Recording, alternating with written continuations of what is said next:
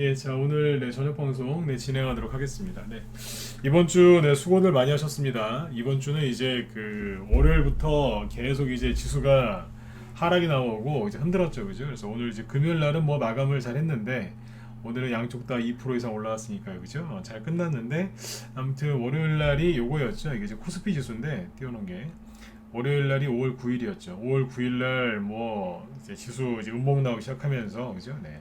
화요일 날은 또 많이 빠졌었고 어제 목요일 날 어제도 많이 빠졌었죠. 코스닥은 뭐 3% 넘게 빠지고 막 그랬었는데 아무튼 이번 주는 좀 심리적으로 좀 힘드셨을 거예요. 종목들도 좀 이제 올라가다가 누른 것도 있고 이제 바닥인 줄 알았더니 더 떨어지는 것도 있고 그러셨을 것 같은데 일단 오늘은 이제 그 환율 얘기를 좀 해드리려고 합니다. 환율. 그러니까 어제는 이제 나스닥 지수 가지고 얘기를 저기 심리 잡아 드린다고 나스닥 지수 가지고 얘기를 많이 해드렸는데 오늘은 환율 얘기를 좀 해보려고 해요.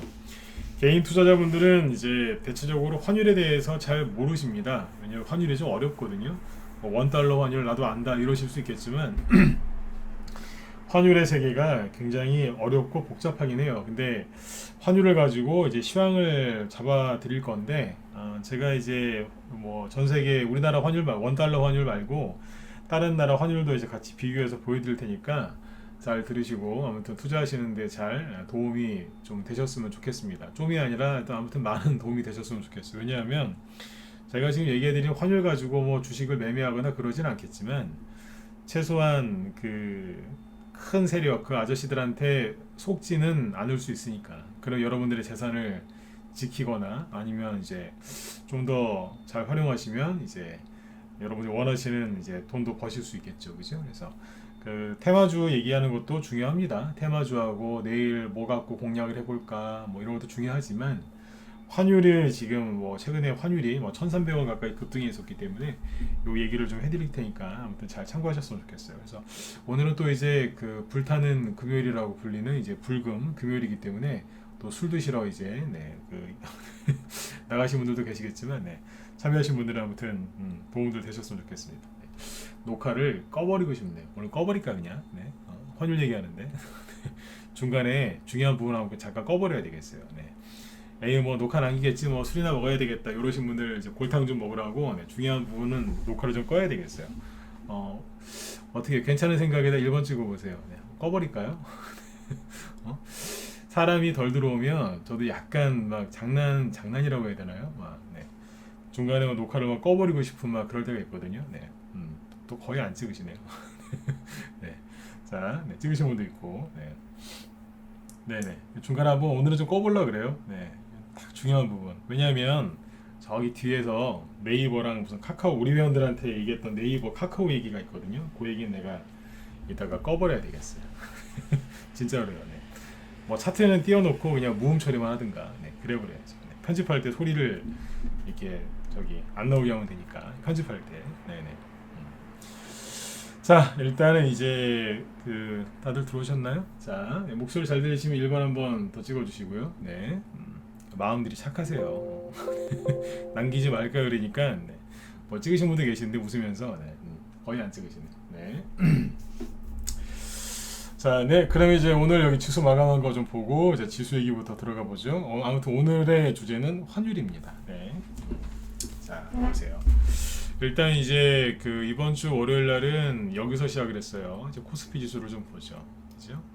이게 월요일 날이었고 이게 쭉 나오더니 화요일 날, 그죠? 지수가 급락하면서 1월 말에 찍어놨던 그 저점을 깨트렸어요.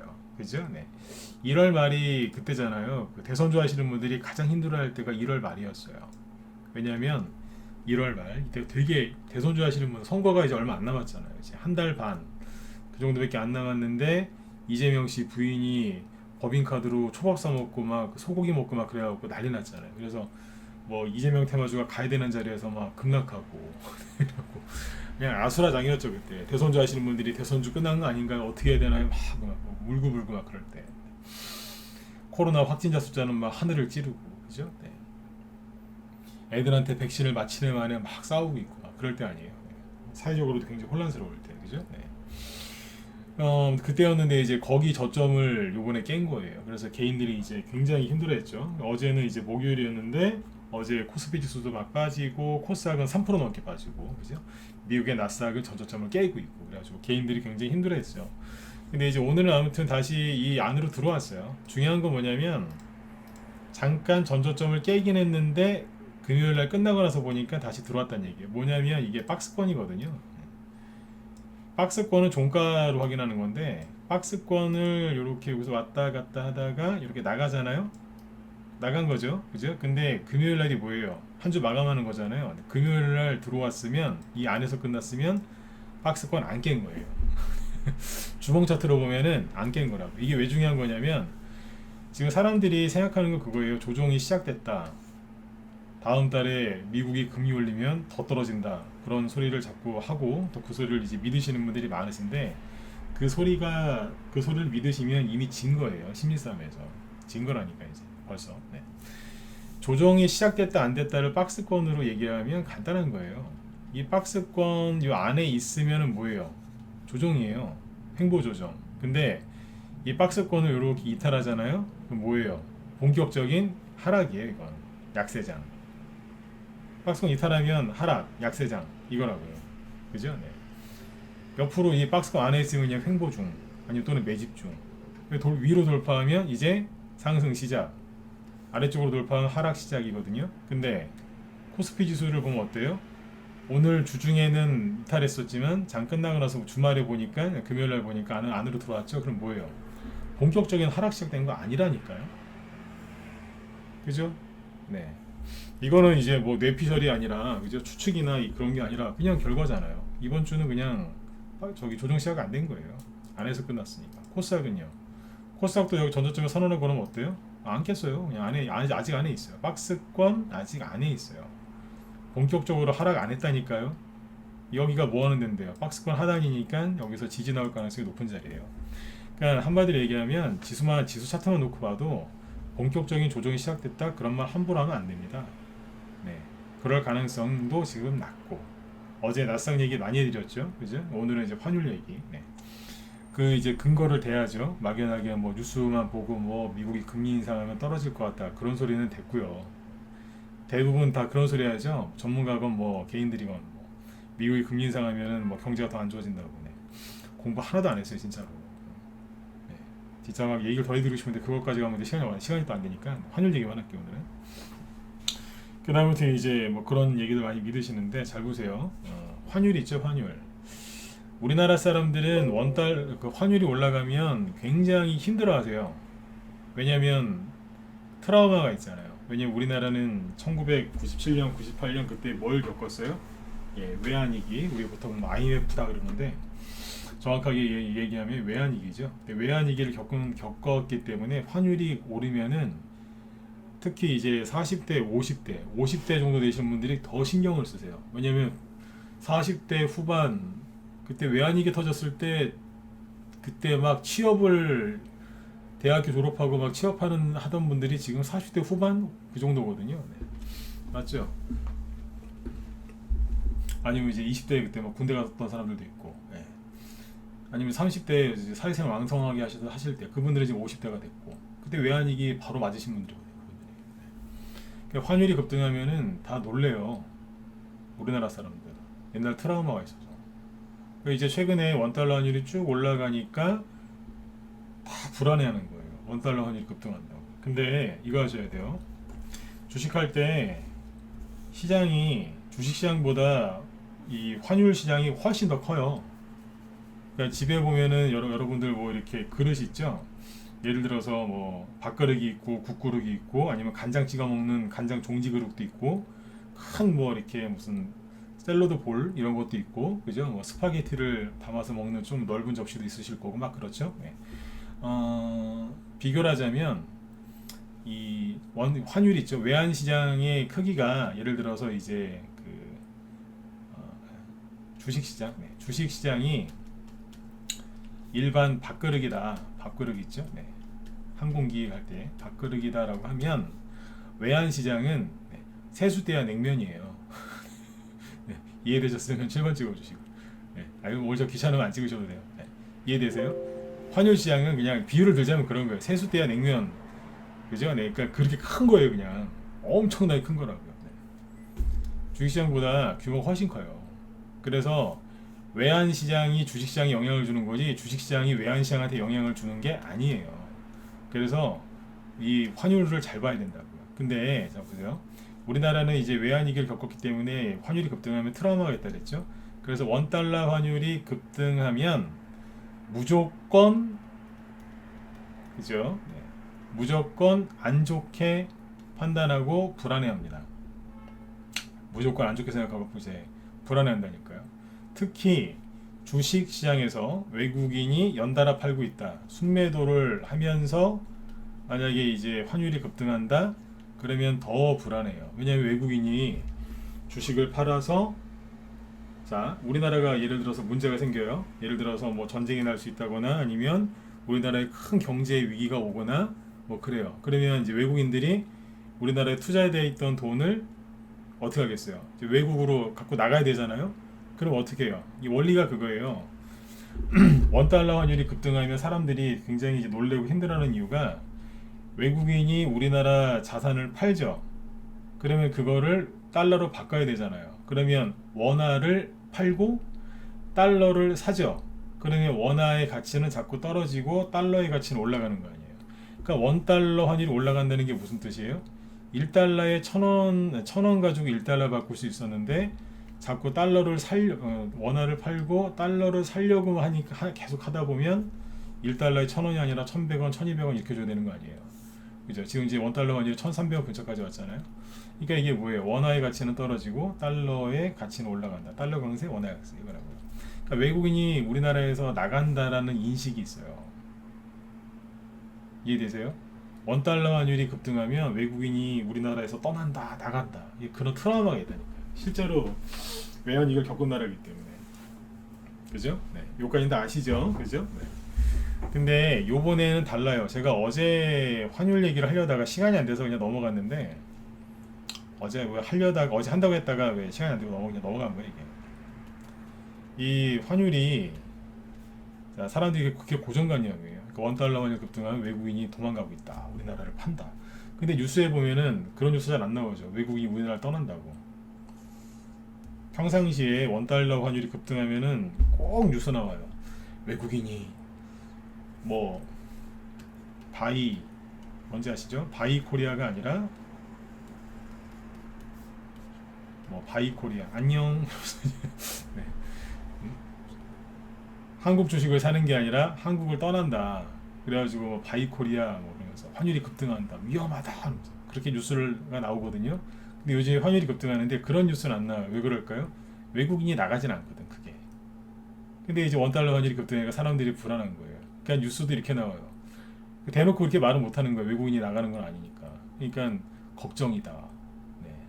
걱정이다. 네. 원달러 환율이 이렇게 급등하면 누가 돈을 벌어요? 네. 수출 많이 하는 기업들은 돈 버는 거예요.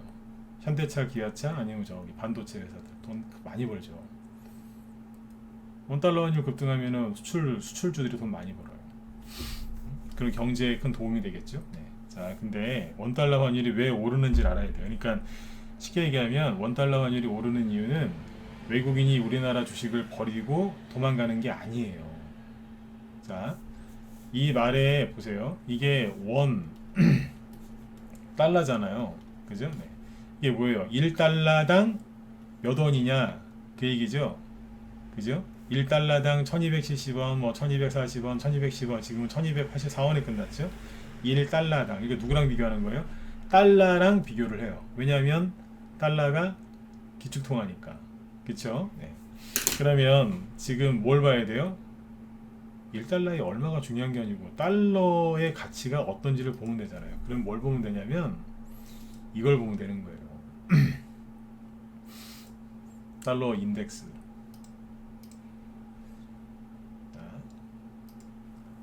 달러 인덱스가 뭔지 궁금하시면 네이버에 쳐보면 친절하게 얘기해 주니까 그거 찾아보세요. 달러 인덱스라는 건 인덱스가 지수라는 뜻이죠. 네. 달러 인덱스가 3월 달에 그러니까 러시아 전쟁 터지고 나서 여기죠. 러시아 우크라이나 전쟁 터지고 나서 슥 올라가요. 그러다가 3월 달에 돌리다가 여기서 금리 인상 미국이 금리 인상했죠. 그리고 나서 4월 달에 쭉 올라가요 또. 그리고 어제도 좀 올라갔어요. 최근에 달러 인덱스가 급등했죠. 그럼 뭐예요? 달러가 급등했다는 소리예요. 그러면 상대적으로 다른 화폐는 어떻게 되겠어요? 떨어진다 1번, 같이 올라간다 4번. 자, 빨리 찍어보세요. 오늘은 찍으셔야 돼. 이거는 공부하셔야 되니까. 그죠? 네. 달러가 급등했어요. 그럼 어떻게 돼요? 이게 환율이 되게 어려워요. 이게 딱 질문을 해보면 후딱 대답을 못 하신다니까.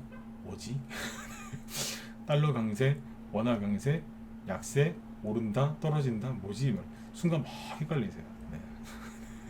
그래야 지금 제가 그래서 지금 찍어보라고 그런 거예요. 네. 죄송해요. 이제 주말에 편히 쉬셔야 되는데 또 어려운 얘기를 해서. 네. 근데 이거 아셔야 돼요. 네. 그러니까 원리를 알아야 된다니까요. 그러니까 달러가 올라가면 상대적으로 다른 나라의 화폐는 당연히 떨어지겠죠. 그죠? 그러니까 우리나라 화폐의 가치가 떨어지는 거예요. 근데 원 달러 환율은 이게 원래 거꾸로 돼 있어야 되는데 원 달러 환율이 그러면 떨어져야 되는데 올라가고 있죠. 왜 그러냐면 달러가 뒤에 있어서 그래요. 원 달러잖아요. 원 달러. 네. 달러 원이라고 하면은 그죠? 네. 떨어지고 있겠지만 아무튼 이거예요. 네. 자, 아무튼 이제 달러 인덱스가 올라가죠. 그래서 원 달러 환율도 올라가는 거예요. 쉽게 얘기하면 우리나라 경제가 이상해서 뭐 우리나라가 망할까봐 미국이 금리를 올려서 우리나라에서 외국인이 막 빠져나가서 원 달러 환율이 급등한다기보다 그냥 근본적으로 물론 그런 것도 조금 있긴 있어요. 아예 없는 건 아닌데 달러 인덱스가 올라가니까 우리나라 환율이 올라간 거예요. 비관론자들한테 속은 개인 투자자들이 지금 제일 걱정하는 게 뭔지 아세요? 우리나라 경제가 너무 안 좋아요. 근데 다음 달에 미국이 금리 올리면 우리도 망하는 거 아닌가요? 그쵸? 이렇게 물어봐요. 그냥 진짜 앞에 있으면 진짜 머리를 한 대 박치기를 한번 확 해버리고 싶어요. 정신 좀 차리라고. 왜 그러냐고. 원달러 환율이 급등하더라고요. 네. 평상시에는 원달러 환율 구경 쳐다보지도 않다가 꼭 이럴 때 가서 원달러 환율 보고 와서 막 어떻게 해요 막 이래요. 반장하겠어요 진짜. 다시 얘기 드릴게요. 앞에 있으면 진짜 박치기를 하고 해버리고 싶어요. 그냥 정신 차리시라고. 네. 저는 석두가 아니라서 제 머리가 더 아플 것 같긴 한데 아무튼 막 그럴 것 같아요. 정신 차리라고. 왜냐하면 우리나라 원달러 환율만 급등을 하면 당연히 우리나라에 문제가 있는 거 아니겠어요? 우리나라 외환위기 겪을 때 원달러 환율 솟구쳤어요. 근데 우리나라 외환위기 겪을 때 실제로 그때 외국인들이 막 팔고 나갔으니까. 그러니까 이게 이렇게 급등하면 우리나라에 큰 문제가 있는 줄 알아요. 근데 지금은 약간 다르다니까요. 뭐냐면 다시요. 달러가 올라가서 우리나라도 올라가는 거예요. 그냥. 그러면 옆에 나라 누굴 보면 돼요? 일본, 엔화를 보시면 되겠네요. 일본도 올라가요. 근데 요즘에 뉴스에서 일본 망한다는 얘기 들으신 적 있어요? 없어요? 이게 뭐예요? 엔고, 이게 엔고예요? 엔저예요? 이제 이렇게 얘기하면 이제 되게 헷갈려요. 엔화가 강세냐 약세냐인데 엔고예요. 엔고, 엔저 이렇게 얘기해요. 이게 뭐예요? 엔저예요. 올라가고 있는데 엔고가 아니고 엔저라고. 근데 이렇게 하면은 이게 뭐냐면 엔화가 이렇게 올라가잖아요. 엔화 약세란 얘기예요. 우리나라랑 똑같이. 그럼 누가 돈 번다고요? 수출 기업들. 미국의 토요타나 이런 혼다나 이런 회사들 돈 많이 버는 거예요. 일본이 이거를 그냥 냅두잖아요. 속으로 좋은 거예요. 수출 기업들 돈 많이 벌어오니까 쫙 올라가는. 근데 일본 망한다는 소리 들으셨어요? 못 들으셨죠? 그러면 다른 데 어디 볼까요? 그러니까 뭐예요? 우리나라만 그렇다는 게 아니에요. 인도 루피아 보실래요? 아시아부터 보자고요. 인도 루피. 여기도 올라가요 지금. 응? 그리고 중국 위안화 어디 있어요? 우리나라만 올라가는 게 아니라니까. 달러가 올라가니까 이거에 맞춰서 지금 각 나라가 환율을 막 따라서 올리는 거예요.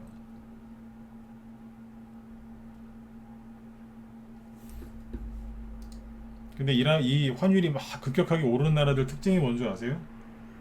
수출로 먹고 사는 나라들 환율이 지금 막 올라가요. 수출로 먹고 사는 나라. 우리나라가 뭘로 먹고 살아요? 수출. 일본은요? 수출로 먹고 살죠? 중국은요? 당연히 수출로 먹고 살죠. 그러니까 지금 같이 올라가는 거예요.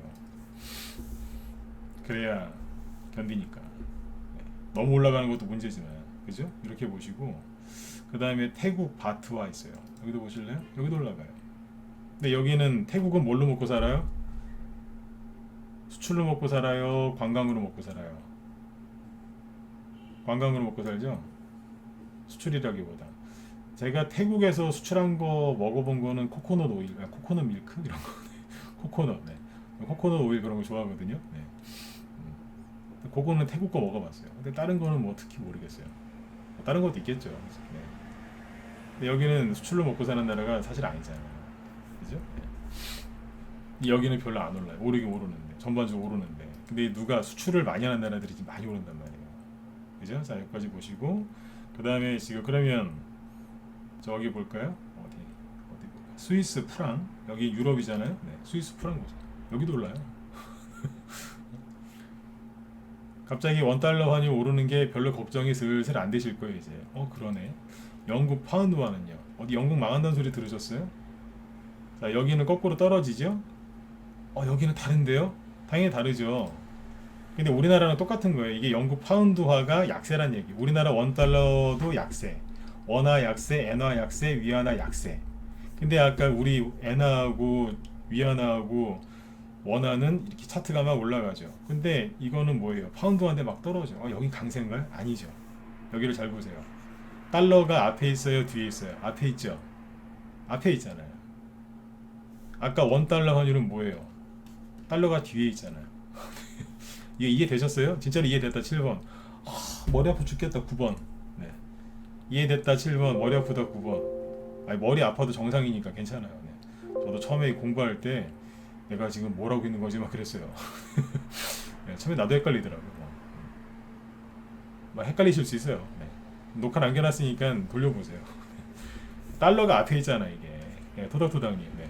달러가 앞에 있잖아요. 그러니까 차트가 거꾸로 된 거예요 지금. 이해되시죠? 달러가 앞에 있습니다. 네.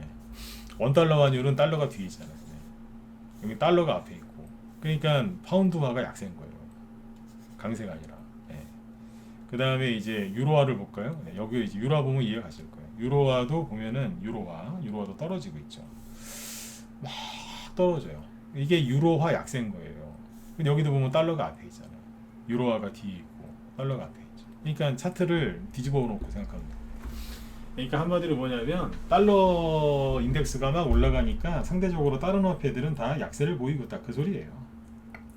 다른 나라 화폐는 다 약세를 보이고 있다. 그래서 원달러 환율도 올라간 거다. 우리나라가 망할까봐 또 97년, 98년처럼 외환위기가 오는 게 아니고 달러 인덱스가 상승해서 다른 나라 다른 나라 화폐들이 다 약세를 보이고 있는 거다. 상대적으로 그렇게 가고 있는 거예요. 그러니까 이게 큰 문제가 안 된다고요. 비관론자들 말 좀 그만 들으시고 이 왼수들 죄송해요 욕 좀 할게요. 이 왼수들이 뭐 안 좋은 것만 있어 갖고 나와서 조심하세요. 막 평상시에는 신경도 안 써주다가 걱정입니다. 원달러 환이 급등하는데 우리나라 경제 요건이 안 좋아서 뭐 대외 여건도 안 좋고 내부적으로도 안 좋고 그래서 나라가 망할 수 있으니 주식이나 이런 거는 자제하시고 현금 들고 있는 게 최고예요. 진작에 얘기해 주든가. 주식시장 내려앉기 전에 한 달 전에 얘기해 주면 얼마나 좋죠. 꼭 여기서 얘기해요. 내 욕하는 거예요 이거요 그 사람들한테. 억소리 위해 주는 척하면서 손절하라고 현금 들고 있으라고. 아니 떨어지기 전에 얘기해 주든가요. 맞아요 틀려요? 맞잖아요 그죠? 네. 밑에서 그래요. 잘 보세요. 이거 원달러 환율이 이렇게 오를 때 사람들이 속는 이유가 있어요. 잠깐만. 네. 근데 환율 중에 거꾸로 가는 게 있어요. 요즘에 뉴스 보면은 러시아 막 전쟁에서 지고 있고 막 푸틴 어리석은 행동을 하고 있고 막 러시아 망할 것 같죠? 러시아가 전쟁이 터졌을 때 러시아 루블화가 급등했었죠. 그럼 어떻게 되는 줄 아세요? 외환위기 와요. 이렇게 급등하면. 실제로 외환위기 온다니까요. 근데 아니 전쟁 터지기 전보다 루블화가 밑으로 떨어져 있어요.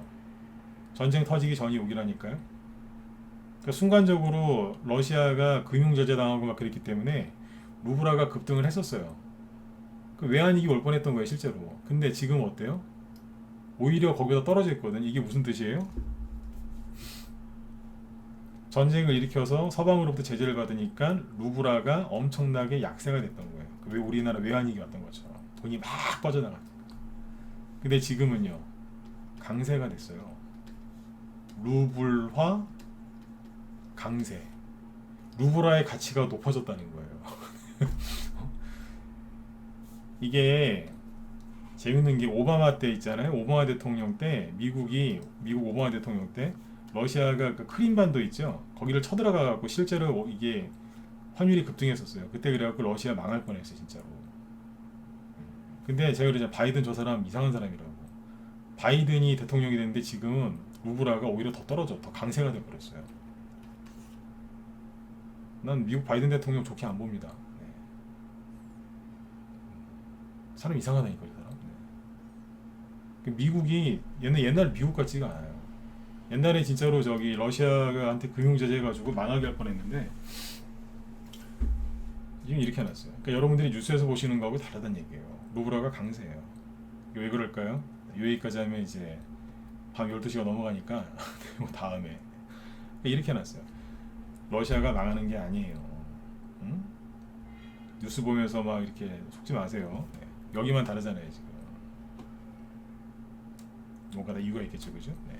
자, 그 다음에 다시 이제 우리나라 원달러 환율로 넘어가서 달러 인덱스로 가서. 자. 그러니까 원달러 환율이 오르는 이유는 달러 인덱스 때문이다. 자, 여기까지 왔죠? 자, 그러면 자 보세요. 차트 있죠? 제가 자주 하는 얘기가 있어요. 차트 분석하는 거를 다른 말로 기술적 분석이라고 하죠, 그죠? 네, 차트 분석, 기술적 분석의 가장 핵심은 지지와 저항입니다. 그러니까 지지와 저항이 어딘지를 알아맞추는 게임이 기술적 분석, 차트 분석이에요. 그러니까 지지가 뭐예요? 지지에서 주식을 사고 거기 저항 걸리는 자리에서 파는 거잖아요, 그죠? 그러니까 지지와 저항을 잘 파악을 하면 매수와 매도를 잘 할 수 있고 이제 바닥인지 고점인지를 잘 알 수 있겠죠, 그죠? 네. 근데 차트 분석할 때 그 지지와 저항이 제일 잘 맞는 차트가 누군지 아세요?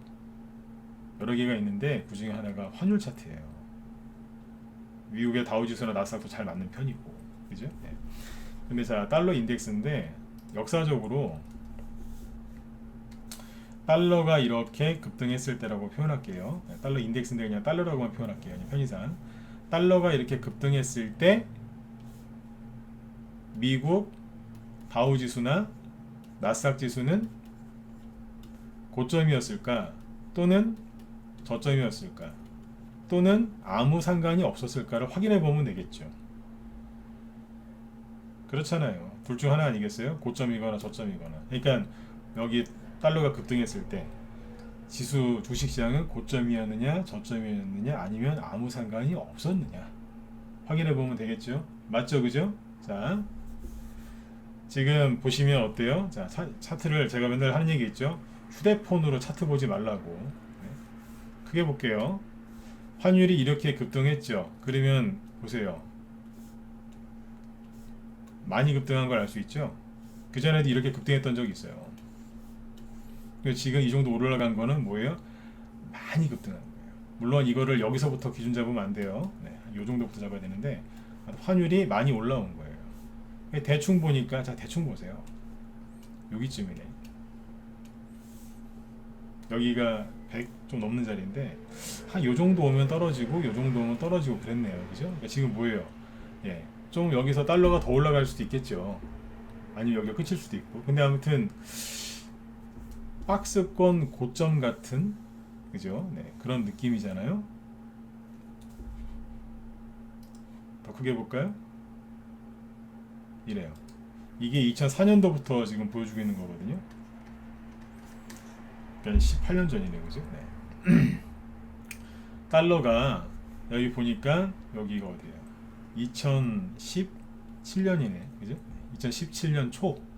여기는요, 2020년 봄이에요. 이때 달러 인덱스가 고점을 찍었었죠. 자, 그때 지수는 어땠었을까? 확인해 보겠습니다. 잘 보세요. 자, 여기죠. 다시 2016년 말, 2017년 초, 그 다음에 2020년 여기. 이 당시에 미국의 나스닥 지수 갖고 어제 얘기했으니까 나스닥 지수를 보죠. 2017년 초가 어디게요?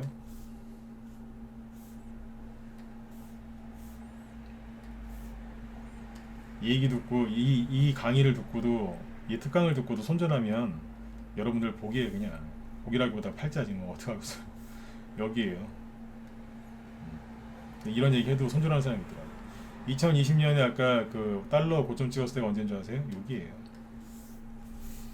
이해되셨으면 7번, 아직도 이해가 안 간다 9번. 네. 여기라고. 지금은 여기고. 이해 가세요? 네. 이 얘기 듣고 손절하실 거면은 하세요. 네. 모두를 위해서.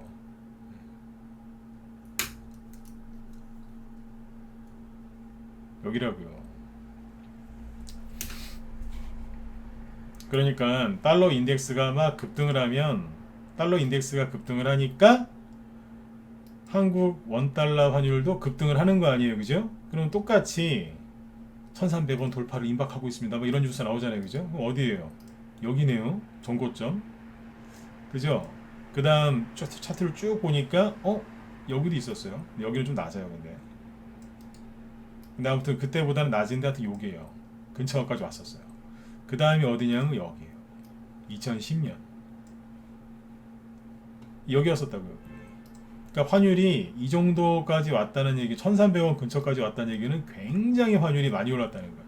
여기 1597원 갔을 때는 그때 금융위기, 전 세계 그냥 그 리만 브로더스 파산해가지고 그냥 전 세계가 그냥 쫄딱 망할 뻔했을 때 2008년, 2009년 그때고요. 그때 이후로 환율이 가장 높았을 때가 1300원 근처까지 왔을 때예요. 한 4번 정도 있었던 거죠. 그죠? 여기와 2010년, 그죠? 여기 어디예요?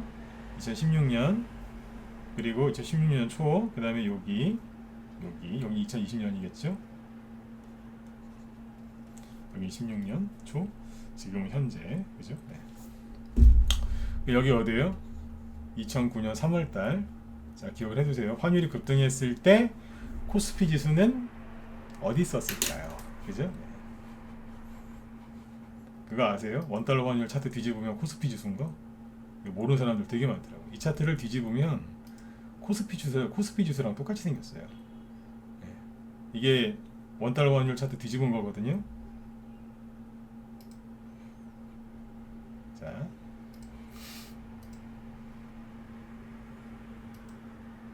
잠깐만요.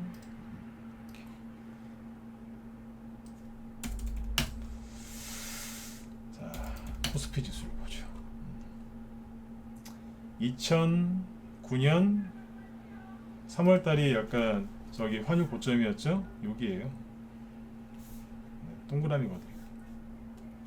여기.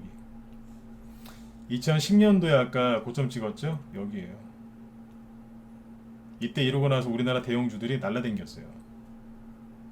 그리고 2015년 말 2016년 그때 여기 저기 했었죠? 여기에요. 저점. 환율 급등했을 때. 그때가 미국이 첫 금리 인상하고 두 번째 금리 인상할 때. 지금이랑 똑같아요.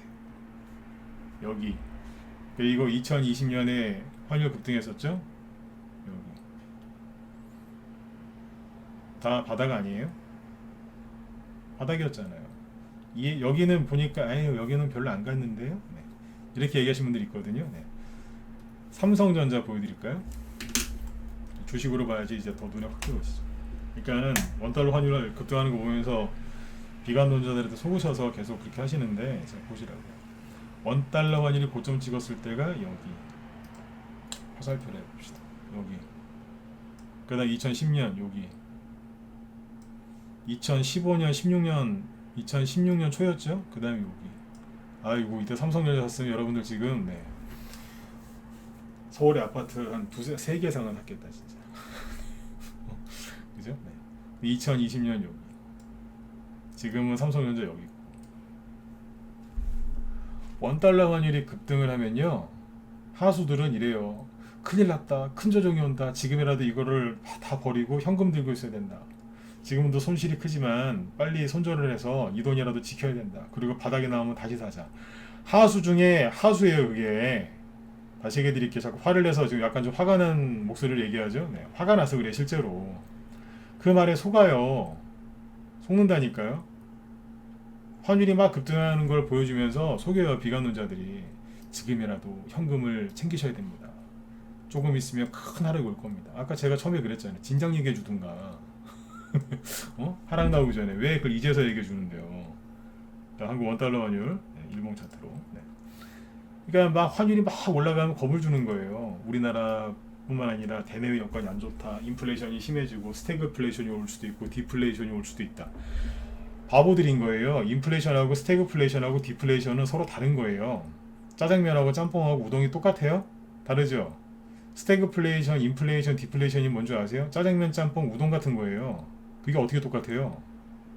색깔도 다른데. 인플레이션, 디플레이션, 스태그플레이션을 설명을 되게 쉽게 한 거예요, 지금. 짜장면하고 짜장면이랑 짬뽕이랑 우동이랑 똑같냐고요. 근데 그 세 개가 다 올 거래요. 돌머리들이에요. 제가 좀 화내죠, 그죠? 네, 세 개가 같이 오는데 어떻게 같이 와요, 그게? 다른 건데. 그럼 막 그러면서 환율 급등하니까 빨리 팔으래요. 환율이, 그러니까 하수들은 뭐냐면 환율이 막 급등하잖아요. 그러면 큰일 났다. 이 위기가 온다. 외환위기가 올 수 있다. 그래서 막 무서워서 막 주식을 팔아요. 그리고 이럴 때일수록 혼자 하려고 그래요, 주식을. 혼자. 위험하니까 혼자 해야 된대요. 저기 제가 가끔씩 비유드는 건데 아프리카 동물의 왕국 그런 다큐멘터리 보면은 사자들이나 그죠? 그럼 호랑이 없죠. 사자하고 뭐예요? 표범이나 치타가 누구 잡아먹는 줄 아세요? 네. 혼자 있는 애를 잡아먹어요. 맞으면 1번 찍어보세요. 혼자 있는 짐승 있죠? 혼자 뚝 떨어져 있는 거. 혼자 막 떨어져 혼자서 막 딴 거 하고 있는 애. 걔 잡아먹어요. 무리에 있는 애를 잡아가는 게 아니라 그 안에 들어갔다 발표 죽으니까 혼자 떨어져 있는 애를 잡아 사냥하잖아요. 혼자 해야 되겠대. 네, 딱 그거예요. 너무 이제 어리석은 무리랑도 함께 있으면 안 되지만 그런다니까요. 꼭 여기서 혼자 해야 되겠다. 주시장이 안 좋으니까 혼자 해야지. 그러니까 하수들이 뭐 한다고 이게 막 올라가면 손절하는 거예요. 그래서 어제 제가 그 얘기 해드렸죠. 한국알코올이랑 알소포트 그 수혜주를 손절하더라고. 환율이 급등하니까 우리나라 끝났다, 외환위기 온다 그러면서 팔아버린 거예요. 그래서 그러니까 지금도 그런 사람이 있을까 없을까요? 되게 많아요. 되게 많다니까요. 그런 사람들이. 근데 고수는 어떻게 생각하는 줄 알아서 똑같은 걸 보면서 환율이 막 급등하면 아까 보여드렸잖아요. 그래서 달러 인덱스가 급등하면 나스닥 다우지수는 바닥을 찍는다니까요. 그러면 똑같잖아요. 원달러 환율이 급등하면 코스피 지수나 코스닥 지수는 바닥을 찍는 거예요. 그러니까 원달러 환율이 크게 오르면 오를수록 당연히 불편하죠. 힘들죠. 이거 자꾸 올라가면 내 갖고 있는 주식 떨어지고 분위기가 안 좋으니까 솔직히 힘든 건 사실이에요. 그러나 그걸 참아내는 거예요. 어떻게 해요? 거의 이제 다 돼가는구나. 원달러 환율 폭등하는 거 보니까 이제 거의 다 돼가는구나. 이제 바닥이 이제 거의 다 바닥이 보이는구나. 이제 바닥이 오늘인지 내일인지 내일 모레인지 모르겠지만 다 돼가는구나. 그래, 조금만 더 참자. 오케이. 하수는요, 지금이라도 현금을 만드셔야 됩니다. 바닥 나오면 연락드릴게요. 우리 같이 사요. 네. 바보들. 그게 바보예요. 고수와 하수의 차이가 이거예요. 지금 제 얘기를 듣고 기분 나쁘시다. 죄송한데 하수예요. 기분 막 나쁘시죠? 그런 분들이 있어요. 뭘 잘났다고 저렇게 얘기해? 나는 이거 옛날에 안 해봤겠어요. 다 해봤으니까 얘기를 하는 거지. 나도 옛날에 많이 속아봤어요. 옛날 생각나니까 화를 내는 거예요. 네. 여러분들은 당하지 마시라고. 누군 처음부터 이걸 다 알았겠어요? 이제 당하다가 한 거지. 예? 당하지 마시라고요. 맨날 당해, 맨날. 주식을 좀 쉬어야 되겠다. 쉬긴 뭘 쉬어요? 네? 영혼이라도 진짜 영끌이라고 그러죠, 그죠? 최대한 어디가 현금을 갖고 와서 주식을 사야 될 판에 쉬어야 되겠대. 쉬긴 그냥 푹 쉬세요, 그냥. 네? 그 쉬는 게 아니라 여름에 밥이나 음식 쉬듯이 그냥 쉬는 거예요. 신냄새 나듯이 그냥 그건 부패 되는 거지. 그건 쉬는 게 아니에요. 그건 레스트 휴식이 아니에요. 그거는 그냥, 부패 되는 거지. 쉰내 나듯이 그냥. 말을 좀 세게 해서 죄송해요. 근데 이렇게 해야지 알아들으신다니까요. 네. 그래서 결론이 뭐예요? 원달러 환율 급등하는 거 걱정하지 마시고 원달러 환율 급등한다는 얘기는 뭐예요? 이제 거의 다 돼간다 이 소리예요. 이해되셨으면 7번쯤 꼭 찍어주세요. 네. 귀찮으면 저기 유튜브 좋아요나 좀 눌러주시고요. 둘 다 귀찮으면 그냥 가만히 계시고. 이해되셨어요? 이건 좀 찍어주셔야 돼. 강의 끝났어요 이제. 네이버랑 이제 카카오는 녹화 끄고 얘기할 거고. 네. 그건 이제 특별 서비스. 끝까지 이제 안 나가시고 들으신 분들 서비스. 네. 이해되셨어요? 네. 왜 이거밖에 안 찍어요? 네. 이 원달러 환율 얘기는 제가 무방해석 안 해요, 잘. 여러분들 이제 힘드시니까 얘기 좀 해드린 거지. 원래 라이브 회원들 강의용이라니까 이거는. 이런 얘기 잘 안 해요. 맨날 저기 대선주하고 요즘에는 원자재 수혜주만 얘기하니까 저기 그것만 하는 줄 아시는데 아니라니까요. 이런 걸 원달러 환율 동향을 알고 환율을 분석할 줄 아니까 원자재 수혜주 테마주가 올라갈 걸 알았던 거예요. 네. 맞잖아요, 그죠? 네. 그걸 모르고 이걸 모르고 그걸 어떻게 알겠어요? 둘이 친구인데 원자재 시장하고 환율 시장은 같이 움직이는 거예요. 네. 아무튼 힘들 내세요. 기죽지 마시고 어깨 쭉 펴시고. 네. 다 돼가잖아. 어제 나스닥 얘기 드렸잖아. 나 어제 나스닥 얘기 드릴 때 핵심 요지가 뭐예요? 거의 다 돼간다. 그죠? 네. 그럼 뭐예요? 이거 환율도 거의 다 돼간다는 얘기예요. 급등하는 거 겁내지 마세요. 우리나라가 물론 저기 전에 대통령 하시던 분이 뭐 좋은 일을 하신 것도 있을지 모르겠어요. 난 잘 모르겠는데 있으면 얘기 좀 해주세요. 근데 아무튼 나라를 좀 어렵게 만들어 놔가지고 좀 걱정하시는 거 알아요. 그죠? 네. 근데 지금 당장 망하거나 그럴 일 없으니까 걱정 붙들어 매시고 오늘 밤에 그냥 술 드시지 마시고 푹 주무세요. 다시 얘기해 드릴게요. 환율이 급등하면 뭐예요? 아, 거의 이제 바닥에 다 오는구나. 이렇게. 자, 여기에서 이제 재밌는 얘기 하나 해드릴게요. 이제 자기 스스로 테스트하는 거예요. 돈이 있는데 돈이 있어도 요즘에 막 보면 사람들이 막 투매하고 막 지수 전저점 깨지고 나스닥 폭락하고 뭐 미국의 애플, 구글, 뭐 아마존 다 급락하고 막 넷플릭스, 뭐 페이스북 뭐 다 폭락하고 있잖아요. 그러니까 너무너무 힘드시죠. 저는 미국에 있는 유명한 주식들도 막 떨어지고 있는데 테슬라도 폭락하고 있고 우리나라는 멀쩡하겠냐 이거예요. 막 그래서 막 걱정하시는 분들이 있는데 잘 보세요. 무슨 얘기를 해드리려고 하냐면 네이버랑 카카오 얘기 해드릴게요. 그러니까 나스닥도 지금 그쪽을 후드려 패면서 한 건데, 자, 이 소리를 어떻게 끄지 이거를? 네이버하고 카카오를 꺼야 되는데 이거 얘기합시다. 지워야 되는데 이거 네이버가 잘 보세요. 신용만 됐고 네이버 저기 나스닥 지수가 최근에 막 급락하면서 조정을 받았잖아요. 그죠? 네. 나스닥 지수. 네, 나스닥 지수 다시. 네. 자, 일봉 차트로. 나스닥이 언제부터 급등했는 줄 아세요? 나스닥이 언제부터 쭉 끌어올렸냐면 이거는 뭐냐면 코로나 터졌을 때 그때잖아요. 그죠? 네. 코로나 터지고 나서 대규모 유동성을 이렇게 전 세계에서 이제 금리 인하하면서 막 유동성 정책을 펼쳤잖아요. 자, 이건 좀 경제적인 얘기인데 전 세계에서 유동성 확대, 금리 인하하고 막 대출해줘갖고 경제를 살려야 된다 해서 유동성을 확대했죠. 전 세계 정부가 2020년 3월달 코로나 팬데믹 이후에. 그러면 정부에서 그게 뭐예요? 금리 정책, 정부에서 정책을 펼쳐서 유동성을 풀었죠. 그게 주식시장이나 일반 그 경제에 영향을 끼치는데 보통 얼마나 걸릴까요? 정부에서 유동성 확대 정책을 펼쳤어요. 그럼 그게 실제 경제, 실물 경제에 영향 끼치는데 보통 얼마나 걸릴까요? 1개월이면 1개월, 2개월이면 2개월, 아니면 6개월, 뭐 숫자로 한번 써보세요. 1년이다 1년, 뭐 2년이다 이렇게 쓰시던데. 자, 쳐보세요. 이거 쳐야지 공부되신다니까요. 어지간하면 요즘 심리가 안 좋아서 내가 저기 번호 안 찍으라고 하고 싶은데 이건 찍으셔야 돼요. 그냥 들으면은 나중에 까먹어요. 쳐보세요. 유동성 확대 정책을 펼쳤을 때 그 정책이 실제 경제에 그 긍정적인 영향을 끼치는데 얼마나 걸릴까요? 한 달? 두 달? 3개월? 6개월? 9개월? 1년? 2년? 3년? 얼마나 걸리겠어요? 찍어보세요. 두려워하지 마세요. 정답은 뭐 맞추면 좋고 아니면 아닌 거고. 응? 공부하는 데 의의가 있으니까. 저도 그냥 제가 다 얘기해버리면 편한데 왜 자꾸 찍으라고 하겠어요? 이렇게 고민이라도 해보셔야 될 거 아니에요. 아니면 막 찍으세요. 그냥 뭐 공짜인데 뭐. 네, 틀려도 돼요. 네. 틀린다고 뭐 벌금 나오는 거 있나요? 그런 거 없어요.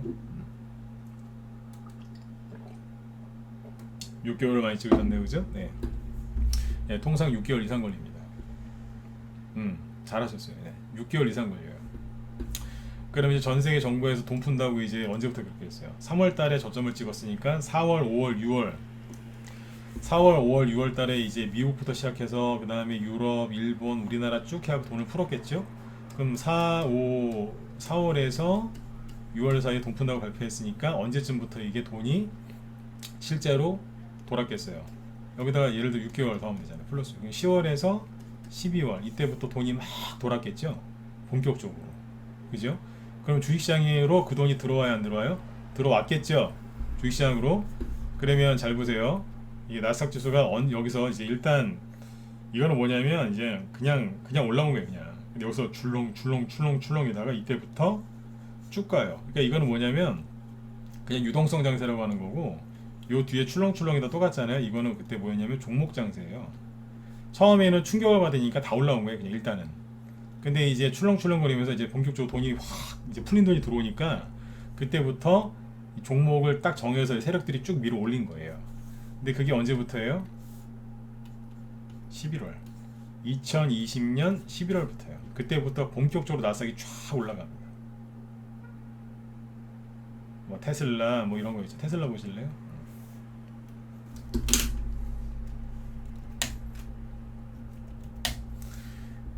차트를 또 이렇게 해놨어. 네. 아무튼 자, 2020년 11월 달이 어디? 여기에요.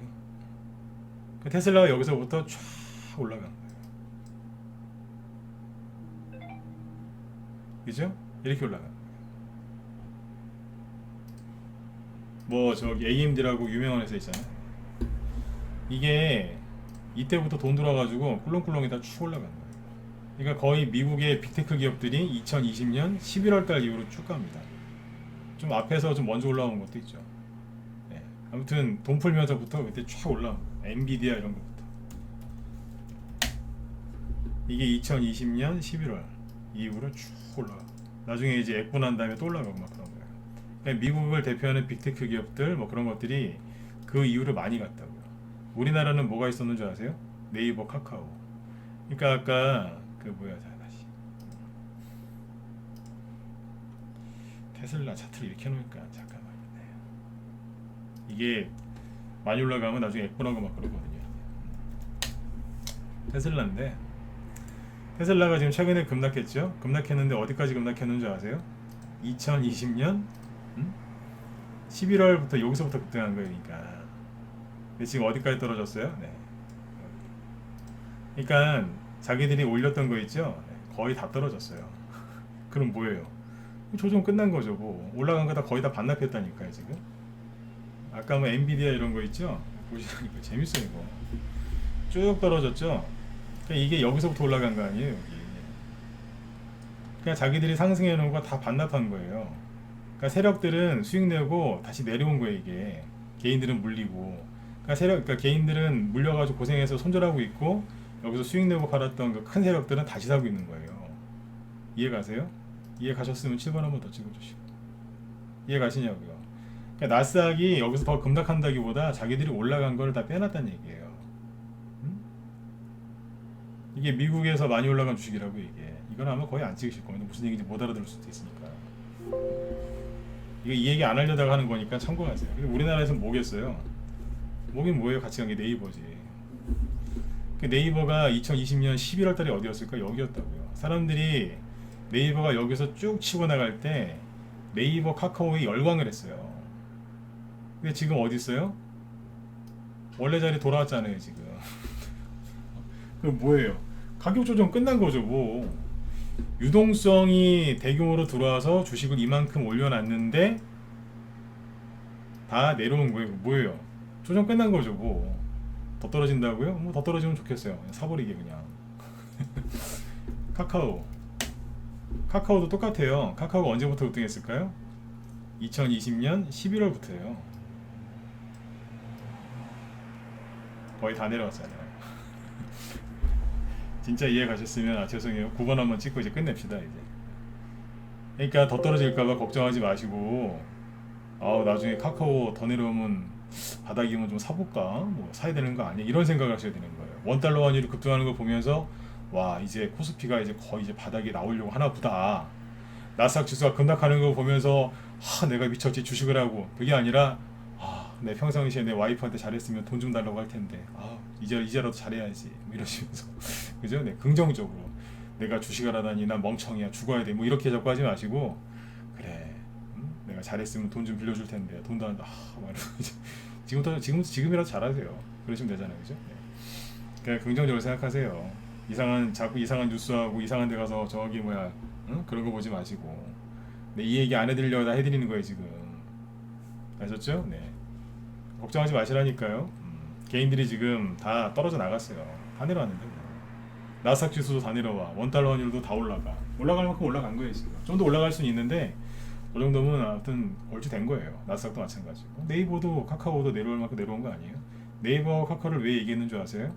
앞으로 디지털 대전환 메타버스 디지털 시대가 열리는데 선두주자가 누구겠어요 당연히 삼성전자 네이버 카카오죠 이상하죠 그 선두주자들이 제일 지금 고생하고 있잖아요 왜 그러겠어요 그 형님들 그 아저씨들 그죠? 그 세력님들 외집하시는 거죠. 뭐. 개인들은 고생하는 거고, 그죠? 네. 그런 거예요. 돌아가는 게. 이제 미래의 수혜주들이 지금 다 이러고 있어요. 왜 그러겠습니까? 왜? 엔비디아 이거 앞으로 돈 얼마나 많이 벌겠어 이 회사. 디지털 세상이 열리면 그래픽 카드가 다 필요한데 엔비디아가 그래픽 카드 만드는 회사잖아요. 거의 독점인데 이거. 그 다음에 앞으로 디지털 세상이 열리면 뭐가 수혜준 줄 아세요? 블록체인. 블록체인의 대표적인 게 뭐예요? 가상화폐. 가상화폐 어제 폭락했죠? 왜 폭락했을까요? 그러니까 앞으로 미래 디지털 세상이 열리면 수혜를 입는 기업들이 요즘에 막 떨어져요. 페이스북도 그렇고 넷플릭스도 마찬가지고 다 디지털 시대가 오면은 디지털 시대로 바뀌면 이게 다 수혜주거든요. 이상하죠? 네, 여기까지만 얘기해 드릴게요. 테마주도 그냥 하는 게 아니에요. 주말에 심심하시면 미래학 책이라도 좀 읽어보세요. 네, 그렇게 하시고 두려워들 하지 마세요. 네, 지금이 기회인 거예요. 그리고 공지사항 하나 있습니다. 아까 우리 회원님 중에 우리 이호님이라고 계세요. 네, 굉장히 지금 잘하시는데 네, 이호님한테 제가 아까 부탁을 좀 드렸어요. 매매일지 좀 올려주세요. 여기 무소TV 쪽에 올려주셨는데 제가 이거 감사하다고 내 인사를 또 한번 해야 되는데 여기 무소TV 들어오셔가지고 여기 표인봉 닮은 사람이 하나 있어요. 표인봉 씨 아시죠? 굉장히 잘생긴 개그맨 있잖아요. 표인봉 씨 모르세요? 굉장히 잘생기신 분, 농담입니다. 네, 아무튼 그분이랑 비슷하게 생긴 사람이 하나 있는데 이 사람을 누르면 왼쪽에 여기 자유 게시판이라고 있어요. 네, 이 자유 게시판을 누르면 여기 매매일지가 올라오는데 우리 여기 신승우님, 네, 가수 신승훈 저기 씨하고 이름이 똑같죠, 그죠? 네.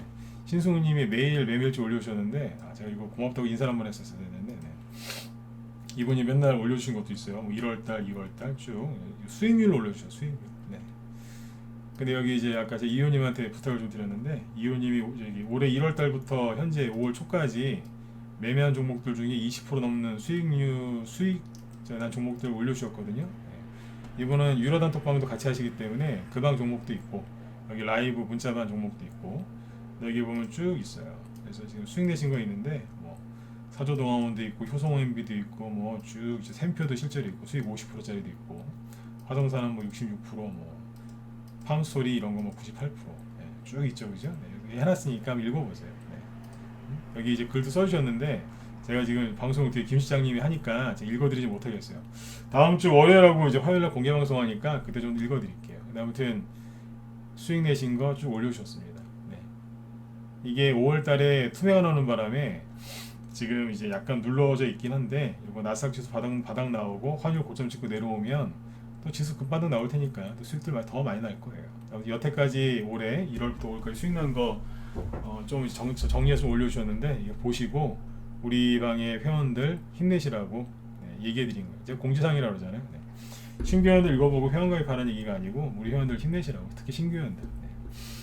이호님이 저희 방에서 그 투자금액 얘기해도 되나요? 네. 1억 미만으로 시작을 하셨는데 3년 동안 5억 넘게 버셨나 그래요. 네. 미중무역전쟁, 코로나 그거 다 힘든 장 겪으면서도 5억 넘게 버신 걸로 알고 있어요. 1억 미만이셨는데 딴 거 없어요. 리딩대로 잘 따라해 주셨어요. 리딩대로. 네. 네. 제가 항상 고맙죠 이분한테. 네. 리딩대로 따라해 주셨어요. 전문가한테 그 신뢰가 없으면 그렇게 못한 거예요. 네, 여기 올려놨으니까 들어오셔서 보세요. 우리 신승훈님 매매일지도 보시고 그 계좌 수익률 보면 쭉 있어요. 네. 그리고 다음 주 월요일하고 화요일 날 공개 방송하니까 그 낮에 들어오시고요. 뭐 회원 가입하려고 지금 고민하시는 분들 있죠. 그 공개 방송 때 기간 연장, 그러니까 뭐 3개월 라이브, 3개월, 6개월, 1년 뭐 이런 게 있는데 한 달짜리도 있고 뭐 3개월 이상 결제하시면은 다 기간 추가되는 게 있습니다. 이벤트 있으니까 네, 그거 참고하시면 되겠습니다. 네. 아무튼 여러분들 저기 주말에 편안하게 푹 쉬시고요. 네, 나쁜 생각하지 마시고 네, 항상 원달러 환율이 급등하고 네, 나스닥이 저점을 찍고 그럴 때 있죠. 네, 그때가 항상 주식이 제일 쌌을 때예요. 그러니까 내가 팔아야 되나 말아야 되나 손절해야 되나 말아야 되나 쉬어야 되나 말아야 되나 그러지 마시고 어디서 돈을 좀 빌려올까. 네? 단돈 1,000만 원이라도 그죠? 네. 그렇게 해서 투자를 하셔야 돼요. 남들이 도망칠 때 그 주식을 사주시면 복 받으실 겁니다. 네. 아무튼 저 뒤에 또 우리 김 실장님 방송하시는데 제가 또 시간 또 끌었네. 네. 여기 김 실장님이 오늘 저기 하신답니다. 오늘 안 그래도 저기 윤석열 씨가 대북 그 지원 얘기가 나왔거든요. 그래서 그 수혜주들 여기 이제 분석하신다고 하는데 보수 정권이 그 정권을 잡아도요. 예, 보수가 정권을 잡아도 대북주가 가요 실제로. 근데 오늘 그 종목들이 많이 움직였는데 김 시장님이 특별히 오늘 그거 저기 분석해서 설명해 주신다고 하니까 들어가서 꼭 들으시고 그 관련주들 이렇게 잘 해가지고 수익 내세요. 네. 지금 뭐 막 올라가는 것들도 있기 때문에 종목 아마 설명드리면 살 것들도 꽤 있을 겁니다. 꼭 우리 회원들도 가서 들으세요. 제가 또 월요일 날도 네, 공개 방송할 때 정리 또 해드릴게요. 네.